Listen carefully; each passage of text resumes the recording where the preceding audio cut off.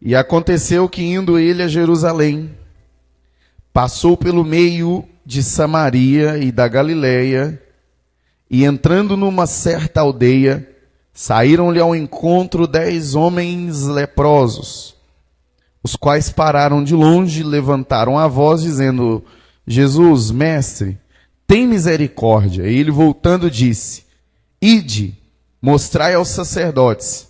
Aconteceu que, enquanto eles iam caminhando, se acharam curados, ficaram limpos. Pode se assentar, por favor?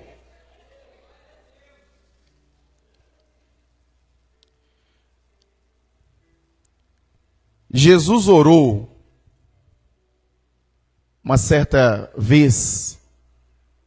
Quadriplique a sua atenção, que vai ser bem objetiva essa mensagem. Por 10 homens leprosos. O que é a lepra? A lepra, todo mundo está me ouvindo, gente? Balança a mão direita, deixa eu ver. A lepra era uma doença, tá ligado? Tá ligado? Tá ligado? Bate uma vez. Ligado. Errou. É tá ligado. Tá ligado? A lepra era uma doença, ainda é, né? O nome dessa doença hoje ela é hanseníase. Só que na época ela tinha não tinha, na verdade, um tratamento para esse tipo de doença.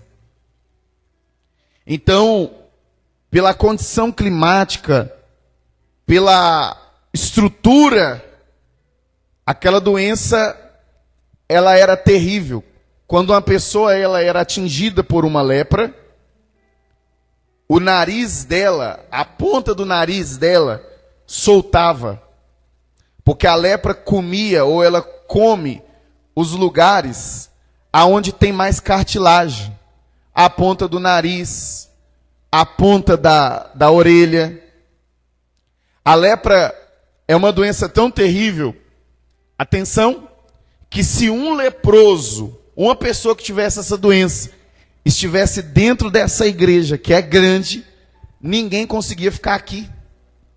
Lá na cozinha, lá embaixo, quem aqui conhece as dependências da igreja? Levanta a mão. Quem já foi lá na cozinha da igreja? Pelo amor de Deus, vocês têm que conhecer a sua igreja. Dá um jeito de ir lá hoje, conhece o Kids, conhece lá embaixo. Lá na cozinha, lá embaixo, uma pessoa que tem lepra, você sente de lá, ela está aqui em cima, o fedor vai lá embaixo. Porque a lepra era uma doença, atenção gente, que castigava. A lepra era uma doença que humilhava e que feria. Desfigurava a pessoa. Está entendendo ou não? Você sabe o que é a ponta do seu nariz, a ponta da sua orelha, sair do lugar e ali ficar saindo uma secreção branca. A hanseníase, ela sai uma secreção branca.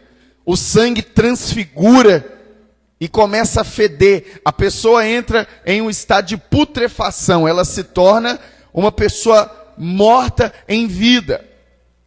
É um morto ambulante, falando, andando, caminhando. E na época se acreditava que a pessoa que era leprosa, ela era amaldiçoada por Deus. E acreditava-se, triplique a atenção, que a lepra passava encostando. Se eu te encostei, te passei lepra. Se eu te encostei, te passei lepra. Mais pesado ainda, acreditava-se que a lepra se passava em ambiente. Então, se eu estou aqui na igreja e você está aqui também, você vai pegar lepra, porque você está ao lado de alguém leproso. Você vai pegar lepra, porque você está convivendo com o leproso. Você vai pegar lepra, porque você está escutando o leproso, caminhando com o leproso, vivendo com o leproso. Enfim, a palavra de Deus diz que a lepra, essa doença tão terrível, ela para a pessoa ficar ou estar em convivência, ela era proibida. Tanto que existia... Tem alguém em céus abertos, gente, ou não? o arraial dos leprosos. O que é o arraial dos leprosos? Era um lugar onde o governo da época, os reis, cavavam grandes buracos, grandes áreas e construía cidades subterfúgias. Nossa, como que eu estou ficando chique. Que orgulho de mim. Nossa, eu vou falar de novo. Subterfúgias. Morram de inveja. Cidades construídas. E por que construía a cidade escavada? Fazia um buraco e fazia um lugar lá. Porque aqui de cima mesmo, descia comida para os leprosos. Quem está entendendo? Descia água para que aqueles imundos não subissem até a superfície dos limpos e não contaminasse. A lei era, se você for leproso e for pego no meio da convivência, você vai morrer apedrejado. Porque você sabe que você não pode passar doença e você está passando. É aquela pessoa que tem HIV, sabe que tem HIV e tem relação sexual com outra pessoa sem preservativo. Ela está passando uma doença. Ela está passando para frente. Aí, o que foi estabelecido? A partir de hoje é lei. Quem fizer isso morre. Enfim, o burburinho que existia um tal de Jesus operando milagres, chegou no arraial. A palavra que Jesus estava andando na região da Galileia, a palavra que Jesus multiplicou ou transformou a água em vinho no casamento, estava percorrendo na Galileia, estava percorrendo em Nazaré, estava percorrendo nas terras de Israel, até chegar no local aonde tinha muitos leprosos. Só que 10 deles, resolvem fazer uma reunião. E nessa reunião eles começam a conversar. Vocês ouviram dizer que esse tal de Jesus está fazendo milagres? Sim, ouvimos. Vocês ouviram dizer que esse tal de Jesus está curando? Sim, ouvimos. A gente não conhece ele. Vamos até ele? Aí alguém vai dizer, mas se a gente for, a gente morre. Aí o outro alguém vai dizer, mas se a gente não for, a gente vai morrer aqui. Alguém levanta e diz, é melhor morrer lutando do que morrer como um covarde. Existe a oportunidade de cura. Vamos lá. É uma missão suicida. Porque se a gente vai e ele não cura a gente, nós não temos como voltar, porque o cheiro vai exalar, é difícil até chegar. Para chegar já é impossível, sem ser percebido que nós somos leprosos. O que a gente faz? A gente foge do arraial, a gente se enfaixa, a gente dá um jeito e chega até ele. Quando a gente chegar, é a hora, ele vai orar e nós vamos ser curados, porque há uma extrema urgência por um milagre. E ele vai curar a gente. Alguém diz, eu creio, o outro diz, não sei, mas vamos embora. A vida que é uma droga mesmo. A vida que é terrível mesmo. Vamos tentar a sorte, vamos tentar mudar. E eles vão até Jesus. E começam a caçada por Jesus em busca de um milagre. E eles acham Jesus. Na hora que eles acham Jesus e ninguém descobriu que eles eram leprosos, eles arrancam as faixas. E começa todo mundo a se afastar. Leprosos, leprosos! Jesus fica perto deles e eles estão gritando, leprosos, se afastem, se afastem. Todo mundo coloca a mão no nariz, por causa daquele cheiro podre que começa a exalar. E todo mundo afasta aos leprosos. E Jesus está perto deles. Parado, atenção, observando, parado, olhando. De repente, eles falam, Jesus, olha aqui, cura a gente, ora por nós. Jesus fala, peraí, beleza, vocês querem oração? Fechou, vou orar para vocês agora. Fecha os olhos aí, os 10. Estenda a mão na posição de receber. Aí eles olham.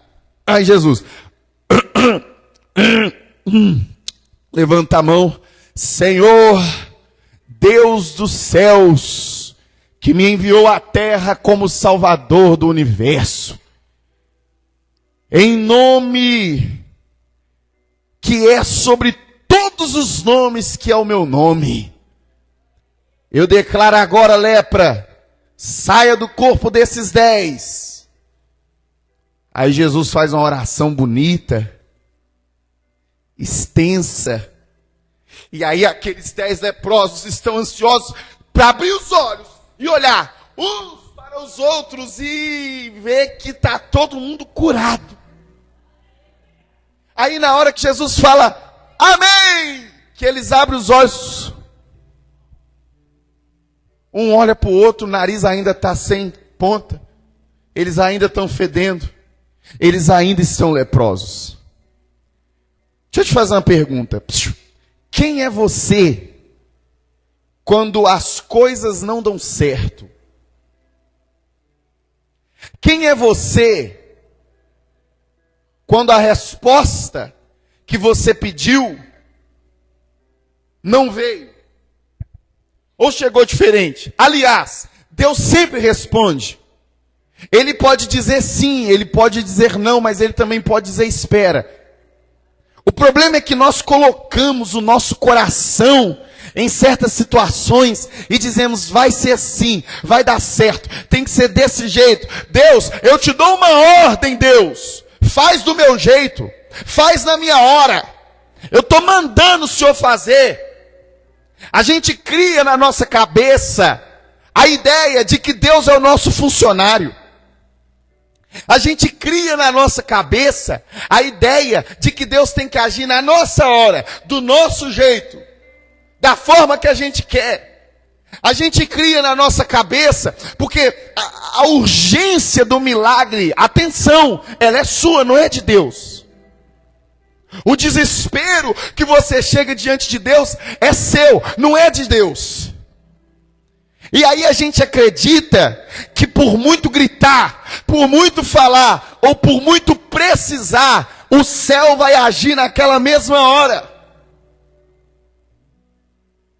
Eu estou pregando para pessoas aqui que pararam de ir para a igreja, que pararam de orar, que pararam de jejuar, porque você orou dizendo, Deus, cura, mas a resposta foi, não vou curar. Quem é você quando o céu diz não? Eu estou olhando para pessoas que estão decepcionadas com Deus, porque disseram, Deus, restaura, mas a resposta de Deus foi, não vou restaurar. Eu estou olhando para pessoas aqui que oraram e disseram, Deus, eu quero dessa forma, vai ser desse jeito, vai ser dessa cor, vai ser assim, vai ser assado, mas o céu não fez aquilo que você estabeleceu, aquilo que você pediu. Agora atenção, a pergunta que eu te faço mais uma vez é, quem é você? Quem é você quando as coisas dão errado? A maioria se desespera. A maioria blasfema, a maioria desvia. Você precisa ter estrutura para quando as coisas der errado. Porque tem gente que fura o pneu do carro e já blasfema contra Deus. Tem gente que porque a moto furou o pneu já fica revoltado. Tem gente que porque perdeu um dinheiro já fica revoltado. Tem gente que porque as coisas não aconteceram da forma dela, do jeito que ela queria, do jeito que ela pensou, do jeito que ela construiu. Deixa eu te ensinar uma coisa. Não sei se eu posso falar isso, eu vou aproveitar que a pastora Solange não está aqui e vou falar. A pior desgraça, não, eu sei, eu só... entendeu? Para depois eu falar que eu não te vi e que eu falei porque eu... A pior praga se chama expectativa. Deixa eu contar um negócio para vocês. Eu sou extremamente zero expectativa. Eu confio em Deus. Ele não me decepciona. Sabe qual que é o seu problema? Você colocou muita expectativa em um homem. Por isso que você se decepcionou. Você colocou muita expectativa numa mulher. Por isso que você se decepcionou. Alguém falou para você, vou te indicar, vou abrir porta, vou abrir vaga, e você se decepcionou. O nível seu de expectativa está muito alto. Eu já ando, presta atenção, prevenido para as coisas darem errado. Porque se dá certo, glória a Deus, mas se der errado, eu não vou ficar frustrado. Eu já ando preparado para as pancadas da vida, para as decepções, para as traições, para as palavras contrárias. Você tem que se preparar. Você tem que parar de ficar criando expectativa demais. Você eleva, você aumenta a sua expectativa lá em cima e depois se frustra e vem culpar Deus. Existem coisas que não era para você, mas você se viu naquela vaga. Foi você que levou seu coração lá. Foi você que criou na sua cabeça o seu casamento com aquela mulher. Foi você que criou o seu casamento com aquele homem e achou que ela nunca ia te ferir, que ela nunca ia te trair, que ele nunca ia fazer nada com você, e aconteceu. Eu vim dizer uma coisa para você: espere tudo de todos. Quantas pessoas colocaram 100% a sua expectativa em pastor? Aí o dia que ele foi lá e deslizou, pronto, perdeu a fé. Abandonou Jesus. Aonde você está depositando as suas expectativas? Aqueles homens vieram com a expectativa lá em cima, dizendo, vai acontecer, vai ser assim, vai ser assado. Deixa eu dizer uma coisa para você. Se o que você veio buscar aqui estiver na sua mão, glória a Deus. Mas se o que você veio buscar não estiver na sua mão, posso te falar uma coisa? Você vai sobreviver. Uma vez, a gente estava atendendo um cara, eu e a pastora Solange.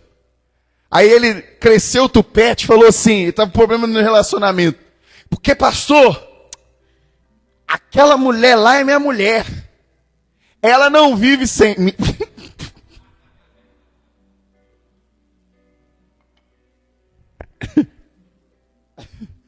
Não cai nessa não. Ou insubstituível.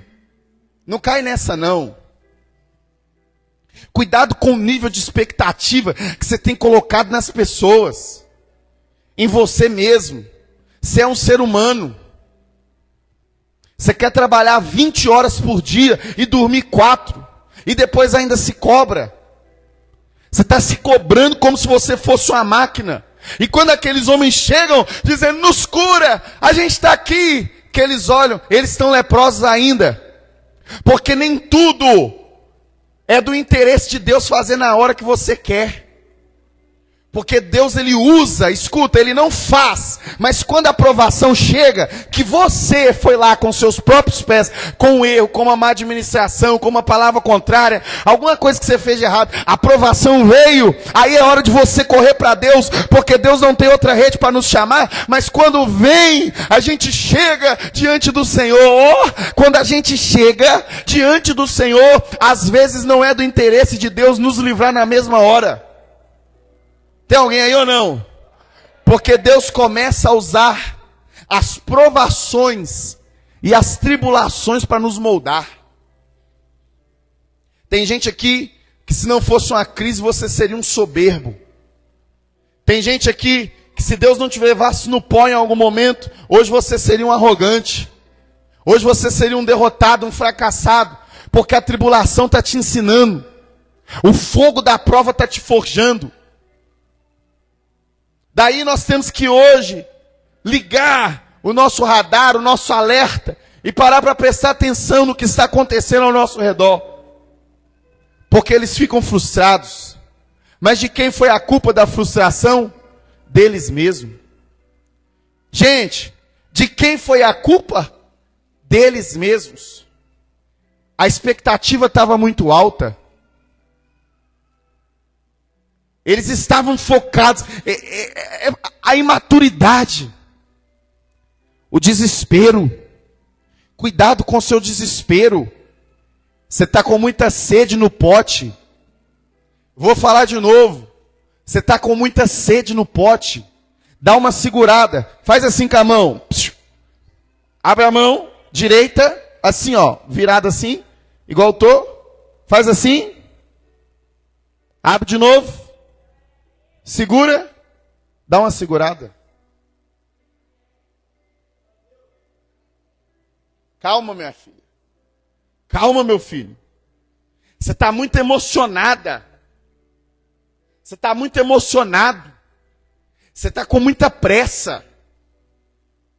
Tem pessoas que não sabem viver em pressão. Você quer prosperar, mas você não sabe dever. Até para dever a gente tem que saber. Você quer prosperar, mas você não sabe. Você não sabe passar por tribulação. É aquele desespero, aquela escabelação, aquela gritalhada, aquela falta de paz. Eu tenho dito que sono e paz é promessa de Deus. Na vida de um crente, você está perdendo. Aí eles saem dali. Vocês estão entendendo ou não? E aí Jesus fala para eles, vai, apresentem-se até o sacerdote. Aí a Bíblia diz, e aconteceu que enquanto eles iam caminhando, se achavam curados. O que aconteceu? Quando Jesus orou, a frustração veio no coração deles. Porque às vezes Deus vai permitir certos tipos de frustração dominar seu coração para ele saber quem você é. Não é porque você não vai viver o milagre. Não é porque você não vai realizar um sonho. Não é porque não vai acontecer. Aí diz a palavra de Deus que quando eles iam caminhando, eles se acharam curados. Pastor, explica. A cada passo que eles davam, era uma cura que chegava. Um passo, uma orelha reconstituía. O outro passo, o nariz ia sendo reconstituído.